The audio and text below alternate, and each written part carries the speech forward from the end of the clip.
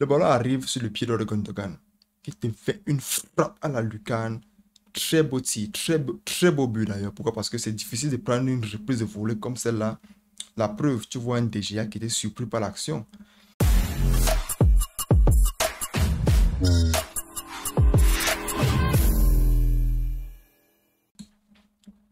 Salut les amis, bienvenue dans cette nouvelle vidéo. Aujourd'hui, nous allons parler de cette finale-là qui a eu entre un Manchester United et un City pour le titre de champion de FA Cup.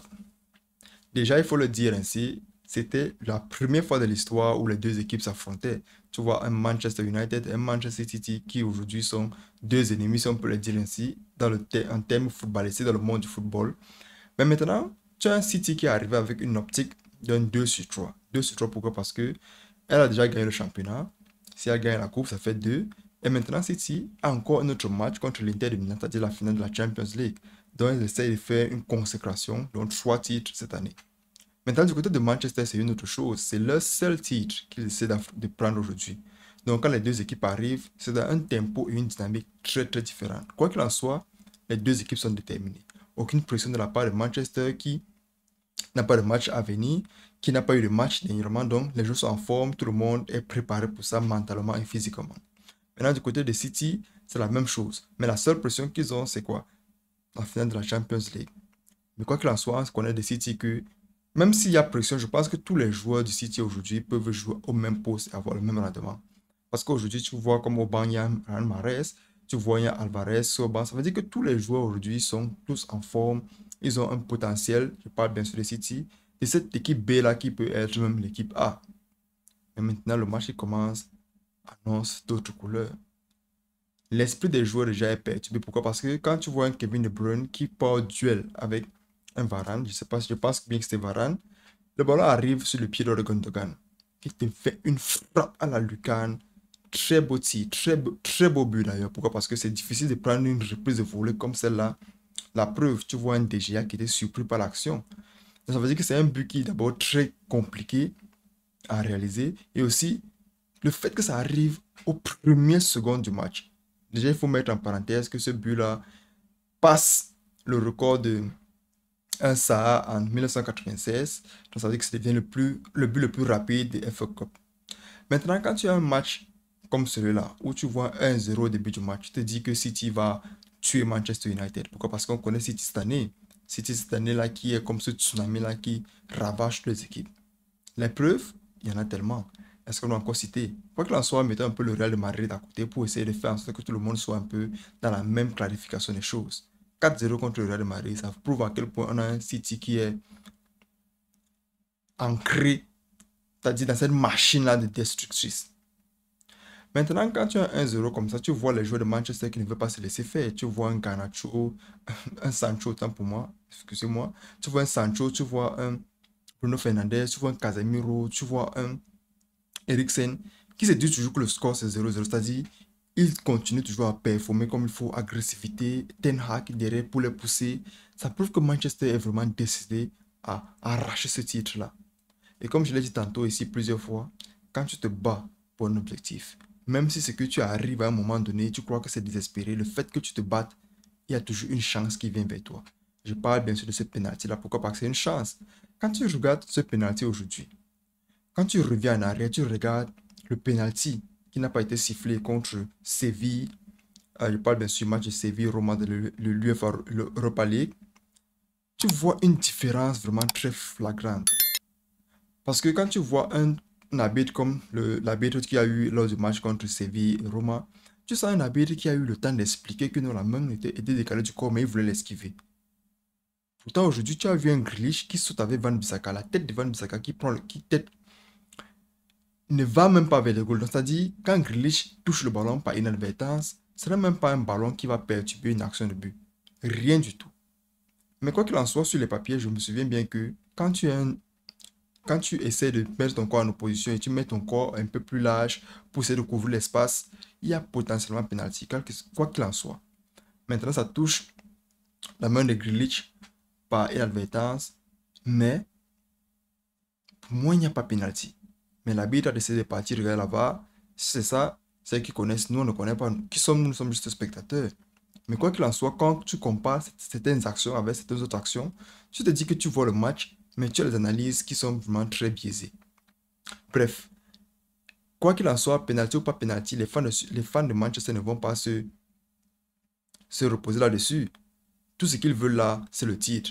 Bruno Fernandes est là pour les mettre, pour les calmer le cœur. Parce que Bruno Fernandes, comme je l'ai dit tantôt, quand il prend un penalty et qu'il n'y a aucune personne derrière lui, je pense qu'il va te concrétiser ça. 1-1 de la part de City, 1-1 de la part de United aujourd'hui qui égalise et remet les pendules à l'heure. City est un peu sur la fébrilité, c'est-à-dire ils ont un peu peur.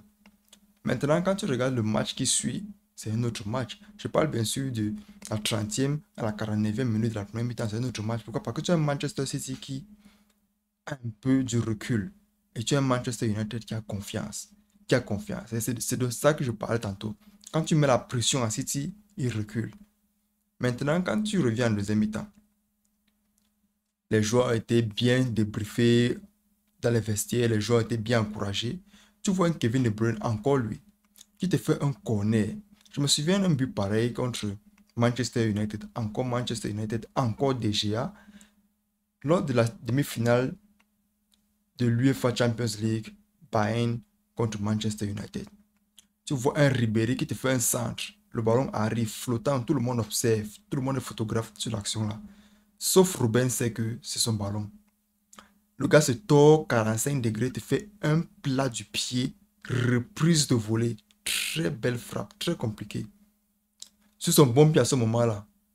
Mais aujourd'hui, on a un Gundogan qui fait la même action, mais sur son mauvais pied. Pourquoi? Parce que non seulement le ballon n'entre pas bien dans son pied, comme on le dit souvent chez nous ici, tu as un DGA qui se dit que la défense va dévier le ballon. Mais c'était autre chose. Pourquoi? Parce que ça passe devant un Van Bissaka, ça passe devant un Varane, Casemiro observateur. DGA, au moment de se dire si le ballon était bloqué ou pas, il voit le ballon en train de venir vers ses goals. Quand il saute, c'est fait trop tard. 2-1. Donc aujourd'hui, on peut dire que City a eu de la chance sur ce deuxième but-là, mais c'est une chance qui a été vraiment créée. C'est une chance qui a été créée, c'est une action qui a été essayée, c'est une action qui a marché, une action potentiellement qui a été vraiment essayée beaucoup de fois aux entraînements. C'est pour cela que dans un match aussi important, les joueurs se permettent d'essayer certaines actions comme ça veut dire que ça marche. Maintenant, sur un City qui reprend confiance, et quand City reprend confiance, c'est le problème. Quand City reprend confiance, il y a danger. Pourquoi? Parce que quand tu vois les actions qui suivent, si ce n'était pas les hors-jeux, tu as un 3-1 potentiel, tu as un Erling Haaland. Déjà que je dois mettre en face Erling Haaland aujourd'hui, très bloqué par les défenseurs. Parce que quand tu vois Erling Haaland aujourd'hui, les défenseurs se mettent dans cette optique-là que c'est celui-là qui doit marquer. Il va marquer.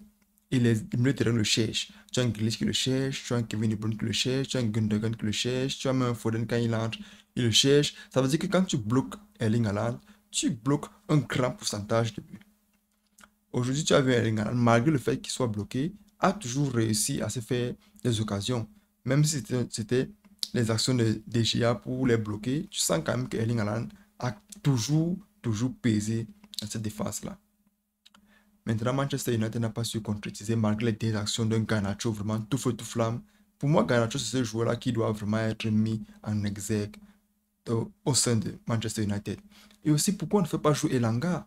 Elanga, c'est un joueur très rapide. Surtout que tu as les joueurs comme Akanji sur le couloir. Tu as un Elanga, je pense que Elanga a besoin qu'on lui fasse confiance. Je me souviens quand Elanga jouait avec Cristiano Ronaldo, c'était un Elanga tout feu tout flamme. Faites aussi jouer Elanga. C'est vrai, il y a beaucoup de concurrence, mais quand tu mets un joueur en confiance, il se bat pour toi. Faites jouer Elanga. Faites jouer. Aujourd'hui, tu as une performance un peu moins de Sancho. Tu as une belle performance de la part de Bruno Fernandes. Bruno Fernandes, pour moi, c'est un grand milieu de terrain, mais il y a encore ce petit détail-là qui fait en sorte qu'il soit toujours en dessous de ces grandes légendes-là. Il y a ce petit détail-là. Ce petit détail-là, pour moi, ce que j'observe déjà d'un avis extérieur, c'est les prises de décision. Il a des décisions un peu souvent controversées. Quoi qu'il en soit, c'est un très grand milieu de terrain. Aujourd'hui, Manchester United perd 2-1. Manchester City prend son deuxième titre de la saison. Ils sont à 2-3, comme je disais tantôt. Potentiellement à 3-3 contre un Inter de Milan. Donc, ça va se jouer en finale Champions League pour voir si City va pouvoir faire 3-3. et pour voir si Guardiola va briser le sort. Pourquoi? Parce que c'est dit ici en Afrique que Guardiola ne peut pas gagner des titres parce que bon, c'est une histoire un peu rocambolesque parce que il n'a pas fait jouer Yaya Touré, il a chassé Yaya Touré du club, ce qui fait en sorte qu'il ne pourra jamais gagner la Champions League.